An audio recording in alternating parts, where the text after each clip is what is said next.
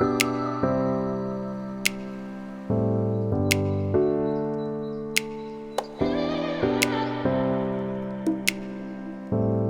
guys, welcome to part 2 of episode 5, where I talk about my top 25 tips, life lessons, and defining moments. If you haven't already, make sure you head over to part 1 of this episode, where I explore the first 10 areas about me, such as my relationship, faith, and passing my driving test. If you've already watched part 1, well then welcome back, and let's get straight into the episode. Next one is working as a freelancer and director. So, at the moment, I'm working as a freelance theatre director, and I love directing, and I chose to direct because I learned that I love to tell stories, but mainly stories that do inspire change in society. And I think the magic of theatre, me meaning like how you get to collaborate with different creatives, whether that be production team, the writer, the lighting, sound, costume design, and just working with all these amazing creatives to bring a story to life on stage that's live is really cool to me and fascinating, to be honest. And I think from a young age, I've really enjoyed stories or writing stories. I think I used to write a lot when I was younger. I used to put on Christmas productions with my siblings and be like, right, we're going to rehearse every day after school. We're going to get this right for Christmas Day. Shout out to Joseph and Joshua. And so, yeah, when I watched it back then, I'm just like, yeah, I've always loved theatre. I think it's been something that I knew I've always wanted to do, but I didn't know I could do it as a career. And because before I wanted to be an actress, but learned that directing was more fun for me anyway. And I think because I'm quite because I enjoy sort of doing different things and working with different people and putting random bits and bobs together in terms of organization. I just felt like directing suited me in that way, and also having an eye for detail. Yeah, and when I went to university and we got to observe rehearsal rooms, I realized that the directors role was the one that caught my attention and my eye. And I like to be a leader, and to support people in their visions and their dreams. So, and also bringing my own visions and dreams to life. So yeah, that's why I thought directing suited me as a career. And I think my placement year really helped me with that, because that's when I learned to be around a lot more directors. I got to do assistant directing. I did a lot of random things. I got to do a lot of programs, directing programs for my placement year, and I just learned a lot more about the theatre industry that I didn't know before within London. And so yeah, and I think that brought a lot of the magic towards me for me. I always feel like a dream role for me is to direct a piece at the National Theatre, specifically at the Dorfman Theatre space, because that's my favourite space. Yeah, I just would love to be able to, the goal for me anyway is to be able to be recognised for my work. Yeah, to just create work that speaks to people, that inspires people to think. That is the work I really want to create, and to be able to go back home to my homeland Ghana and to make stories there, because I think creativity is just amazing, and I think I'm still learning and trying to carve out my pathway in my career, because it's not easy at all freelancing and being a creative. I think it's something that I fell into. I didn't go to university with the mindset that I wanted to be a director. This is what I wanted to do. I went to university thinking I enjoy theatre. Let's see what happens. Like I had no plan, and if I had known I did directing, I think I would have probably done a bit more at uni with it. But yeah, and I think directing's a weird one, because it's not one people usually train for. Though there are more courses and programs out there now for you to train to become directors. I think it's something you kind of do fall into and teach yourself, but there are books out there, and that's what I'm starting to do now with my craft. Yeah, sorry, no, yeah, freelancing, that was it. Yeah, I think my first job out of university, I had to apply as a freelancer and apply as self-employed. So yeah, I think that really started my self-employed journey for me. And this pandemic just made it the whole more, yeah, it was very difficult. But in a weird way, most of the work I got was directing or a creative job or freelancing job that kept me afloat and kept me financially stable, which is really weird, because you think, oh yeah, I just thought I would not be doing what I'm doing right now because of the pandemic. Um, but yeah, I'd say the benefits of freelancing is that you get to plan your own days. You get to decide who you want to work with. You get to choose the projects you want to work on, whether they be paid or, I guess, well, yeah, be paid for your jobs. But sometimes you might want to do like a program. So like I was helping my friends Winnie and Catherine on a program called Seven Black Women, which supports Black female directors, writers, and actors. And I was the lead director. So I would mentor the young directors on that program. Yeah, and so it was just nice. I think the benefits of freelancing is that you get to collaborate with these people, you get to have different streams of income, because you can work to your own hours and do as many different jobs as you want. um yeah, I think that's what was very beneficial about it for me. I think the downside that we all know is that sometimes, I guess, if it is just you can be like, oh, it feels a bit lonely. But I think you can sort of counter that by either going somewhere else to work, maybe finding a workspace, working with a friend who's also a freelancer, or yeah, just making sure you're not in a space where you're on your own, be in a space where there's people around. Um, and I think it's also that when you're doing a lot, it can become a bit overwhelming, or you have to wait till your next job comes in. And sometimes you can't really control what's coming in. You have to do a lot of job applications. If I tell you the amount of job applications I've done in the past 2 years because of Corona. Um, so yeah, I think freelancing and directing, it has its benefits, it has its ups and downs.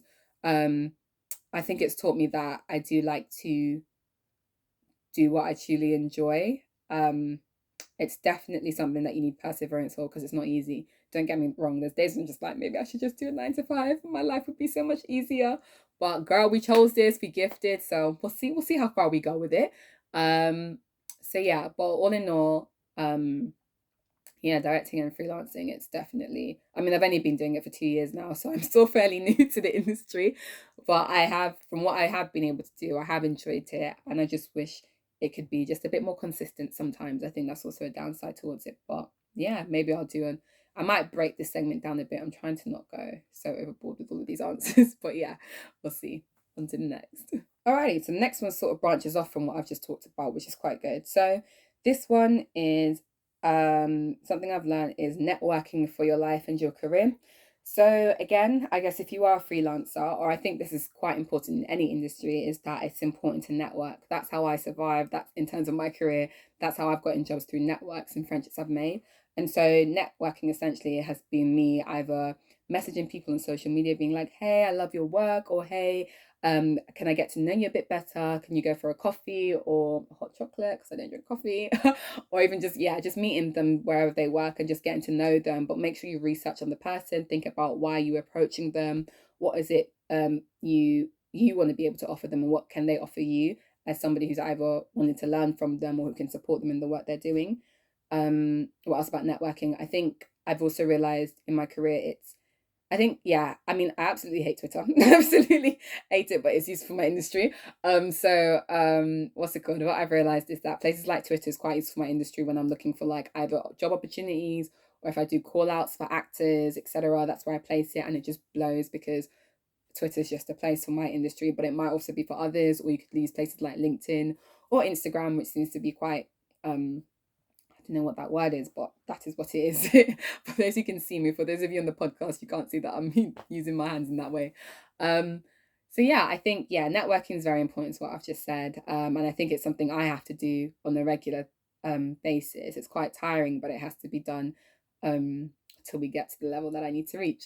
And why I also said networking for your life is because I think it's also important to know that when you do network with people, if you're, well, again, depending what you want to do, I tend to be somebody who likes, if I do work with somebody and I do get along with them, I also like to know them beyond their job. So like maybe making a friendship and being friends with them afterwards, so that it's like we actually have a good friendship, and it's not that I'm just coming to you for opportunities, but I actually care about you, and I'm showing you that I actually care about you as a person, not just because let's just say you're this big time director kind of a thing. I actually care for you as a person. I want to know you're okay, if that makes sense. So sometimes it's good to think about the person beyond just their career. If you can, you can't always, because sometimes that person is just for you or in your network for an opportunity, and that's just how life is. I say networking for your life, and what I mean by that is more thinking about, like, I tend to also go to quite a few events, or tend to have a few friendship groups that overlap in other people's friendship groups. So I think it's nice to just meet people like generally outside of work as well. Um, and just thinking about, okay, what can you learn by going to an event or a cinema or something that you don't usually go to, or a conference that you don't usually go to. Because I think that networking for your life is more to just think about, okay, cool, what does me being Jessica as a person like outside of my career? What do I enjoy? What kind of things do I like to do? Is that traveling? Do I want to join like a traveling program? Do I want to try and find a mailing list that's about something else outside of directing, or that is to do with directing? So it's just thinking about those different areas to network for your career and also for your life, so that you're not just feeding your career, if that makes sense. So don't just network for your career, also network for you and for your life, and thinking about places or people you've always wanted to discover or explore, and how you can get to know them. I don't know if I said this already, but again, going back, I feel like I've mixed this up a bit, but again, going back to networking for your career, places I would go to in terms of networking would be, as I said, meeting up with a person or joining mailing lists, joining programs. I think I've done a lot of programs, and that's how I've built connections and people and places, and I stay in contact. Um, but yeah, go and network. Network is the way forward, and I feel in any industry, this definitely is the way. That's how you make your connections. That's how you get your jobs. That's how you get your work experiences. And I don't think it's ever too early to network with somebody. If you're at uni, if you're in secondary school, if you're 26, 27, 30, and you're somewhere and you just see somebody that inspires you, like keep your connection with them, keep getting them, keep pestering them if you want, but be kind. Be kind in your pester. Don't constantly pester them too much because I can imagine it's quite annoying for them. But yeah, just don't give up if it is something you truly want to do or somebody you do want to meet. Obviously, at sometimes you might just have to be like, you know what, it's just not going to be possible, and that's okay. You tried. So yeah. Another fact about me is that my favorite color is pink. I know. So for some people, this was a surprise. I remember when I told some of my friends, they're like, "What? Pink? Why is your favorite color pink?" And I was just like, "What's wrong with pink?" But your girl's a girly girl. I love pink. I don't really have a reason for why I love pink. I think it's probably because it's pretty. Who knows? I feel like I've loved pink from when I was young. Some people thought my favorite color would have been black, which I think is strange. Black, or yellow. I get black or yellow a lot. That's my favorite colors. And then purple because of my birthday when I wore purple and gold. Oh, and gold actually. I do love wearing the color gold though. I don't really wear much pink to be fair. I love wearing nude pink, but not like I wouldn't wear hot pink. You wouldn't catch me dead in hot pink. No way. That color is too much. But yeah, pink is my favorite color, y'all. Wow, these are very random ones now coming up. So my next one was burning my hand on the iron. So I did this when I was definitely under the age of like 8 or 7. It must have been 7 or 6. I can't remember. I was very young, and my mom and I, my mom basically told my older brother, like my mom was ironing in our room when we were younger, and she told my older brother to turn off the iron. But me being the smart girl I am, was just like, "Don't worry, mom, I'll turn it off." So I unplugged it, turned it off. I was just like, "See, it's not even hot." Grabbed the iron. Here was my hand. I went, psh, and I was like, ouch. I literally slammed the iron straight into my hand. And I was like, wow, yeah, it burned. It burned really badly. I remember it was this hand as well. The whole of my left hand, for those listening on the podcast, the whole of my hand went pink. It was lit. I just remember it was just pink, so pink. My dad ran it on the cold water. Then they drove me straight to the hospital. And I just remember coming out of the hospital, and we had chips. That's all I remember. I don't remember anything else. But that day, it definitely taught me now when I touch the iron, I just don't touch it. I mean, you're not meant to put the iron on your hand, but yeah, that was definitely a defining moment for me. A life lesson. Don't put your hand on the iron, kids. Guys, don't do it. Don't do it. Do not. It's not fun at all. Right, next one is, let's go this one. I Stand Proud. So I Stand Proud is a short spoken word video I did with my sister, my friend Nevada, and my friend Brittany. Amazing creative team I had for this. And so I originally wrote I Stand Proud at university as part of my final year performance, actually, with 2 other girls in my course. And I Stand Proud basically it's really short, only 1 minute, 1 minute video in the end, which explored me talking about my race and identity as a Black British Ghanaian in the UK on my course and what that was like for me. And I think the reason I wrote that poem is because I was just like, yeah, we just need some positivity in this space when you are ethnic minority and you feel like you have to always shy away or too scared to enter places. So I was like, no, this poem is going to inspire you to be you out there in those spaces that make you small. Yeah, I think it was very personal for me at the time because that's how I felt at the time as well when I wrote it. And I knew after university, I was just like, oh, enough people haven't seen this spoken word piece, because me and the girls who made the theatre piece had done different spoken word pieces and had music and dance and poetry and theatre. And I just wanted it to be made better and to be seen by many more people outside of my university. So I think during the pandemic, I applied for funding and was able to do I Stand Proud, which is quite funny because I was trying to get it done in 2019 and it just wasn't happening. Like the DOP I hired was just never free. The idea I had was so much more complicated than the simple video I have today. So it's just amazing to see the progression and the growth of it. And I think even editing it, I think editing that has taught me about editing and how it's not an easy job. I didn't edit it, my friend Nevada did, but he would probably talk about it too. The way we sat down and watched those videos and then the computer kept crashing. It was just a very stressful process for such a short video, which is why it was annoying. But I think, yeah, I was very, very proud of that video. No pun intended, but I stand proud. And yeah, I was just very grateful. And I think making that just made me go, wow, I can actually shoot like short films. And I think it's taught me that film is an area I'd like to develop my directing craft in as well. But yes, I'm very proud of my video, and it also won an FFTG award. I can't remember what FFTG stands for, but it was part of a festival last year, and it got nominated for the People's Choice Award for the Film of the Year as part of the festival, and Best Ultra Short Film. Sadly, we didn't win any of them, but we were nominated and made it to the top four for the People's Choice Award, and I think the top four again for the Ultra Short Film. So I was very proud of that as well. And I'm looking forward to winning many more awards. It's something I do aspire to do as well as a director, to be able to um, win awards for the work that I make, but again, just for more people to see. Like, it's not even just to become famous, that's not the goal, but to just, yeah, just have those stories reach people and touch people as well. I think that's probably the streamline that runs through my work, is something that hits people emotionally and just gets them thinking. But yeah, I'm proud. Setting boundaries for yourself to avoid burning out. This one I cannot stress enough. Like, again, if you're a freelance, if you're creative, or even in just general life, the amount of stress and pressure and busyness you will encounter is crazy.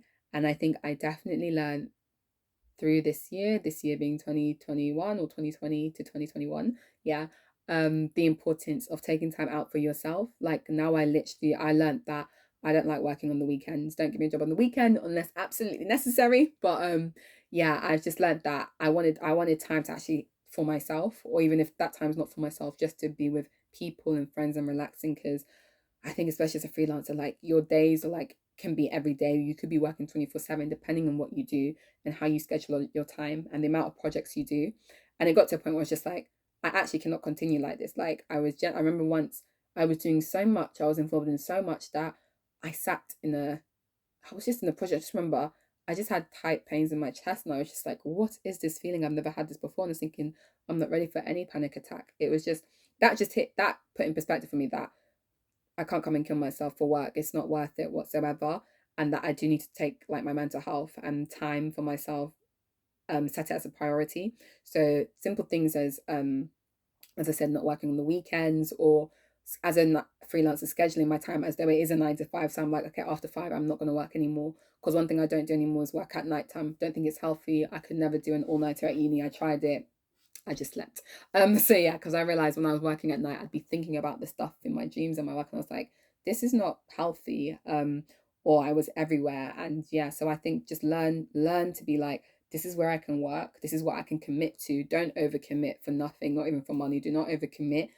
Be You'll learn, and I think sometimes you have to learn what you can take by doing a lot. So once you learn what your boundaries are, stick to them as best as you can, because I think it's so hard when you're so busy all the time. And don't worry too much about what people will think, because you need to do what's best for you. And so yeah, definitely set your boundaries, have your rest periods, have those relaxing baths, go shopping, chill with some friends, eat food, watch some Netflix, pray, do whatever you want to do that just makes you chill. Or hang out with friends. Don't know if I said that already. um yeah, just avoid burning out, because burnout is real. And yeah, I could delve more into that again on another time. But yeah, I've been burnt out so many times that I'm just like, it's not worth it. It's actually not worth it. It's not worth anything in the world. I'll never be satisfied with it. So yeah, don't burn out. Look after yourself. Um, yeah, you're human. Your body needs care. Your body needs love. Your body needs you to make sure you're eating at the right times. Yeah, just look after yourself, guys. Look after yourself. Dealing with the fear of what people think of me. So this one is one where I'm still learning to get over as well. I think I realized that a lot of the time I would care so much about how I appear to people, what people think about me, or what people be saying about me, which really stopped me from doing things I wanted to do, such as living in our 20s, or any creative ideas I had. Because I think sometimes you can be in your own head and be like, oh yeah, oh, this person's going to think this, or if I post this, they're going to think this about me. And I just got to a point where I was just like, you know what, I can't live this life in fear. I can't be like, okay, I'm gonna, because I don't know, Jack from somewhere is gonna be like, oh, Jess, I saw you post this thing, it was ridiculous, it was horrible, or being like, I mean, it's okay, I won't say that. But what's it called?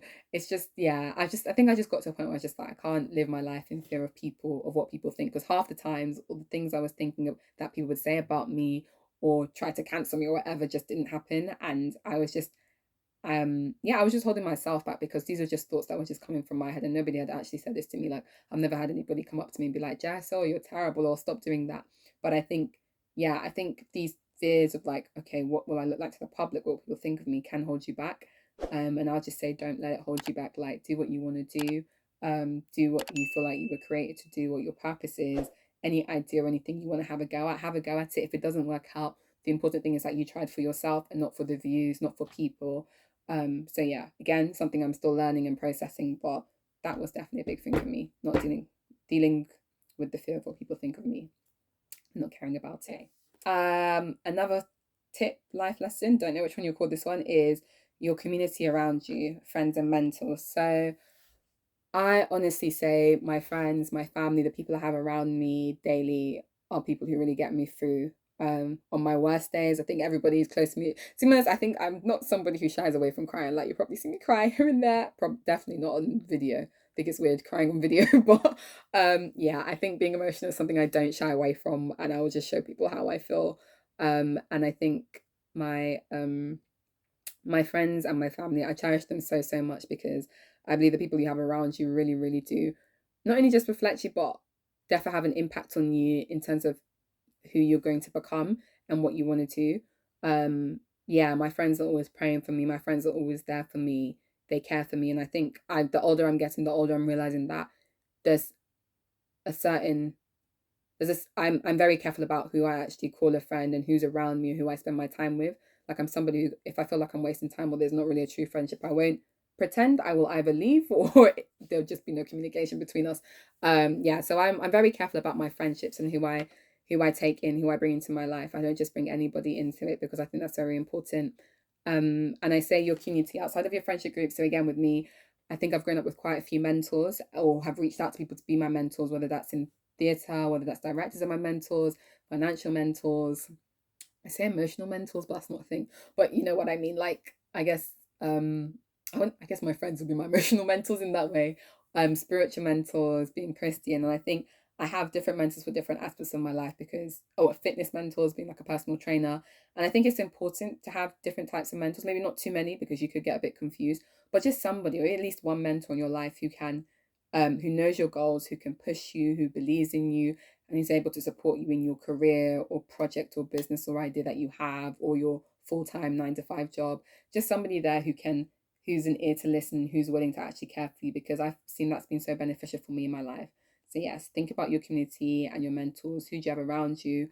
Are your friends valuable to you? Are you valuable to them? And keep in touch, because I've realized the older I'm getting, the harder it feels like to be intentional about maintaining friendships, and you don't want to lose your friends. Or if you're in a relationship, sometimes you can just get caught up between you and your partner and forget your friendship group. Don't do that. Keep in touch with your friends, and yeah, just consider who you have around you, and just know that there's always people out there who care about you, who are looking after you, and who always want to know how you're doing. Because I know sometimes I feel like, oh, I'm a burden telling my friends my issues, but they genuinely are there to be your friends and to care for you. Okay, find your gift and explore it. I'll keep this one nice and sweet. So I think in essence, as the title says, is find your gift and explore it. For me, this is again pushing out to people, like, if you're talented in anything, or if you're great at something, even if it's not a creative thing, I think keep working at it no matter what. One thing I said is that if I knew I wanted to do directing for sure as a career, I would have started when I was younger, or used my time a bit more at university to like practice directing and making like short theatre performances or film projects with friends, because I think that's what I said as well as the benefit of university or being young, is being able to explore your gift. Like, even if you're not sure, even if it's something that you don't do in 10 years time, I think it's great to start things young and just cultivate your gift in it and your skills in it, because I think it's good to start at a low level, so by the time you reach to like the level or standard you want to achieve, whether that's one where everybody knows you, or if you don't want everybody to know you, it's just like, I just want to be great for myself, then at least you know, what's it called? By myself, I mean, like, to be able to prove to yourself that you can do something. I think it's good that you have that time to work on your gift and keep going at it. That's why I always tell everybody, whenever they say, what's that one thing that you wish you told yourself when you were younger, I would have been like, Jessica, come on, you know you like directing, so let's keep making these shorts. Let's get better at better and work on our craft. Because I think, yeah, it's important for you to know, okay, cool, what's my unique thing that I add to my gift or bring to the table with my gift. Right. So the next fact about me is that I absolutely love plantain. Plantain is like my baby. oh my goodness, like I praise God for making plantain. I always say if plantain or even food in general was a person, I would definitely marry them, but plantain would be bae. Plantain is just sweet, beautiful. I feel like it was the first thing my mom taught me to make. I'm not gonna lie. I kind of feel like the moment I just knew how to make it. I never stopped. And there's just a certain way I like plantain. Like I don't like it when it's like sometimes when you go to African parties, I won't name which ones or which country, but sometimes when you go, it's just like I don't like it when they like fry the plantain and it's proper like hard and dry or crispy. I love plantain when it's just soft. Like it's just you need to wait for it to ripe at the right like time so that when you fry it, it's just nice and soft and sweet on the inside. Absolutely love plantain. That's all I've got to say on this one. Love plantain. And you should too, to be honest. Next life lesson is educate yourself on your finances, guys. Definitely do it. I think this one's definitely been influenced by my older brother and my sister-in-law because they're both financial accountants and I've interviewed them. So go check out my first episode with them. And yeah, I think they've definitely installed within me the idea of looking at being aware as to like what am I spending, having a budget every month, looking at where my money's coming from, where's it going. And I think it's just important for everybody to do that. If you're a freelancer, definitely do your tax returns this month. It is coming out this month. Hopefully this will be posted in January. And if not, if it's past it, then make sure you do it for the next tax year. It's important to keep track of that. Think about if you're somebody who's interested in building your wealth, okay, what are ways you can do that? Is that through investing? Is that through planning another job? Yeah, I just think I've become so much more aware the older I've gotten about where my money's going, what am I spending it on, how do I build it? Again, something that's important to me as I want to be able to be financially free and independent and not worry about money, but we'll see what happens. Yeah, I'll definitely say yeah, educate yourself on your finances. Yep. It's very key and important life skill. Oh, starting therapy. So I've recently started therapy and I've only had like 2 sessions, so but again I probably have more by the time I have post this, and I found it very beneficial. I think it's really helped me to see the patterns in my behavior from when I was young to now to understand why I act the way I do, and I found that important and I'm excited to also learn, which is the next step for me as to how to deal with it with things I want to improve on. And the reason I started therapy is because I wanted to understand myself a bit better. I think doing 2 years of like a pandemic has really shaken me as a person. And I think it is just something that I think I noticed that there was like a knock in certain things in me, whether that be my confidence or my outlook on the world or how I was dealing with things personally or in any friendships or relationships. And so I was just like, and also coming from university, like education, which I believe is like the massive cause for like stress and stuff anyway. I felt like, okay, you know what, in order for me to navigate this life, I need to go to therapy and just check in within myself. Because it's the only thing I hadn't tried that I felt like would be very beneficial for me as a person. But yeah, I'll definitely say go and do therapy if you need it. Don't be ashamed. I think what also helped is that I had a few friends that I know that did therapy, so it was really useful to get their advice and their experiences too. Yeah, and there's definitely therapy that's not too expensive as well. Like I'm not really spending millions on it. We do not have money like that. So yeah, I think because I think one thing is people thinking therapy is very expensive, but again, depending on everybody's budget and what you're able to afford. But yeah, therapy's good. I'm excited. I think one thing I'm excited for the journey. As I said to my therapist, I'm excited for the journey I'm going on and what's to come out of it. Final three. We are nearly there. Oh my gosh. It's actually been a journey doing this. If I tell you how many times I've actually wanted to stop this video because I was like, this is taking too long. Right. Next one is taking on work with a purpose or work that interests me. So this again, I think I've learned this through this pandemic because if I tell you the amount of different jobs I've done since this pandemic started and since I graduated, it'll be too much for your head to take. And I think I realized that also added taking on these different jobs added to my burnt out Jessica, because I was so worried about money and so worried about not doing what I wanted to do that every job or opportunity I could get, I was just taking them and not thinking about when the timelines would overlap or doing too much, and I never had time for me. And I think one thing that's helped me stop that and stop the burnout is thinking, okay, cool, what is this project or job I'm taking? Does it benefit me? Is it useful for me in the future? Do I have an interest in it? Do I care about it? Because I realized by taking on jobs that I didn't care about, it made it worse. Like even though I was being paid, and sometimes I wasn't being paid that much, I was like, it's not worth it, and I'd hate it. And then I started to not enjoy what I actually love doing, which is directing, because I'm doing other things that are taking my time. And so one thing I've learned is definitely taking on jobs that I care about, or there's something in it that I'm learning, whether it's a skill or something I didn't know, or it interests me in some way. Because when I did jobs that I just didn't care about, it was tough.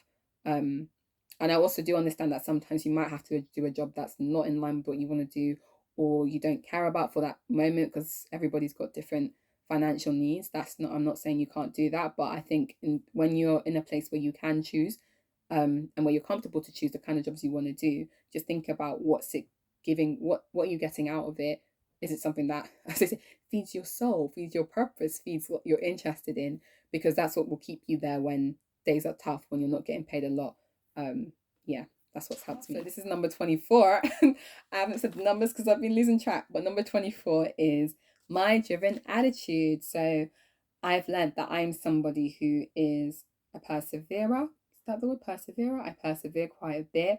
I'm very driven in everything I do, and I think that comes from the way I've been brought up. So I guess coming from a working class background and not having much, and so always wanted to do better for myself, wanting better for me and my future family.